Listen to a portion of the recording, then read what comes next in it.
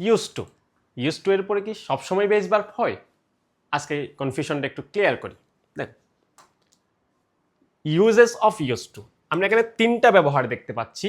প্রথমেই আমরা দেখতে পাচ্ছি সাবজেক্টের পর যদি ইউজ টু থাকে তাহলে অবশ্যই কোন ফর্ম ব্যবহার করতে হবে? Base form. বেস ফর্ম মানে যেখানে কোনো এস বাই এস আইএনজি কোনো চেঞ্জ করা যাবে না, যেটা হচ্ছে মূল ভার্ব।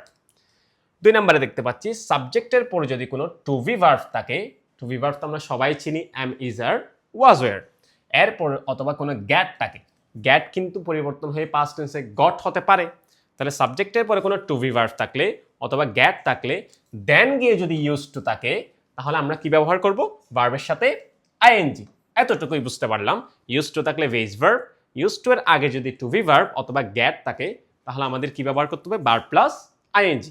এবার আসো 3 নম্বরে, সাবজেক্টের পর যদি টু বি ভার্ব থাকে তাহলে 2 নম্বরের সাথে মিলে গেল টু বি ভার্ব। তাহলে টু বি ভার্বের পরে ইউজ টু থাকলে আমরা জানি ভার্ব প্লাস আইএনজি হয়।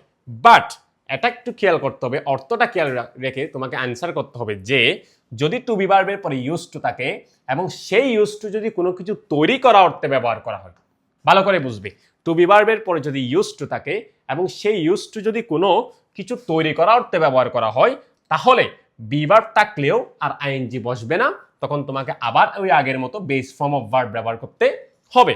তাহলে প্রথম দুইটা ইউজ টু ব্যবহৃত হবে অভ্যাস অর্থে, আর 3 নম্বরে যেটা দেখালাম বি ভার্বের পরে ইউজ টু, এটা হবে তৈরি করা অর্থে।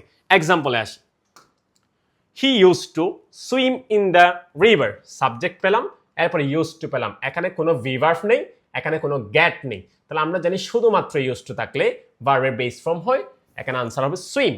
He use to swim in the river. I am used to play football with my friends.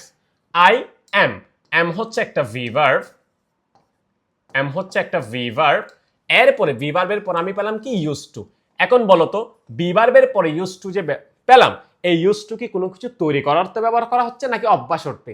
অবশ্যই অভ্যাস অর্থে ব্যবহার হচ্ছে। যদি verb এর পরে used to অভ্যাস অর্থে ব্যবহৃত হয় তাহলে আমাকে ইউজ করতে হবে verb প্লাস আইএনজি। আনসার কি হবে?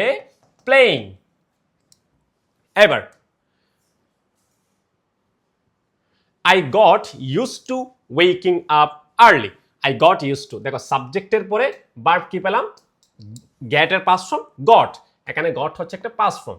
এরপরে get এর পরে পেলাম used to, তাহলে আমরা জানি বি ভার্ব অথবা get এর পরে যদি used to থাকে তাহলে আমাদেরকে কি ব্যবহার করতে হয়? Verb plus ING. তাহলে আনসার হবে ওয়েকিং আপ, যেটা অলরেডি দেওয়া আছে। তাহলে কি পেলাম? অভ্যাস বোঝাতে বি ভার্বের পরে অথবা গ্যাট এর পরে যদি ইউজ টু থাকে তাহলে আইএনজি হবে, আর অভ্যাস বোঝাতে শুধুমাত্র ইউজ টু থাকলে বেস ফর্ম হবে। এবার আসো, wood is use to make furniture. Wood subject পেলাম, বি ভার্ব পেলাম। এবার আসো, বি ভার্বের পরে ইউজ টু থাকলে আমরা জানি ভার্ব প্লাস আইএনজি হয়, কিন্তু খেয়াল ডিফারেন্সটা কোথায়? একটা দ্বারা অভ্যাস বোঝাবে আর একটা দ্বারা তৈরি করা বোঝাবে। এখানে কাঠ ব্যবহৃত হয় কি তৈরি করতে? ফার্নিচার। এখানে কি কোনো অভ্যাস অর্থে ব্যবহার হচ্ছে? নো, এখানে হচ্ছে তৈরি করা অর্থে। তৈরি করা অর্থে যদি বি ভার্বের পরে ইউজ টু থাকে তাহলে অ্যান্সার হবে বেস ভার্ব। তাহলে আনসার কি হবে? Make. Wood is use to make furniture. তাহলে ডিফারেন্সটা কোথায়? দুইটা জায়গায়, একটা হচ্ছে অভ্যাস বোঝাবে আর একটা হচ্ছে তৈরি করা বোঝাবে।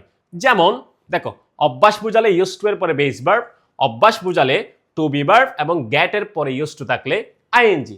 কিন্তু টু বি ভার্ব থাকার পরে ইউজ টু থাকলেও কখন বেস ভার্ব হয়? যখন সেটা দ্বারা কোনো কিছু তৈরি করা হয়। আই হোপ তোমরা রাইট ফর্ম অফ ভার্ব বে যদি ইউজ টু সম্বলিত কোনো প্রশ্ন আসে তাহলে তোমরা আগে খেয়াল করবা কি ইউজ টু এর আগে কোনো কিছু আছে কিনা। ইউজ টু এর আগে যদি ভি ভার্ব থাকে অথবা গ্যাট থাকে এবং সেটা দ্বারা যদি অভ্যাস বোঝায় তাহলে আমরা বলবো ভার্ব প্লাস আইএনজি। আর বি ভার্ব থাকার পরেও ইউজ টু দ্বারা যদি তৈরি করা অর্থ বোঝায় তাহলে সেখানে আমরা দিব বেস ভার্ব। আর যদি বি ভার্ব বা গ্যাট না থাকে তাহলে আর চিন্তা করার দরকার নেই, আমরা কি দিয়ে দিব? বেস ভার্ব দিয়ে দিব।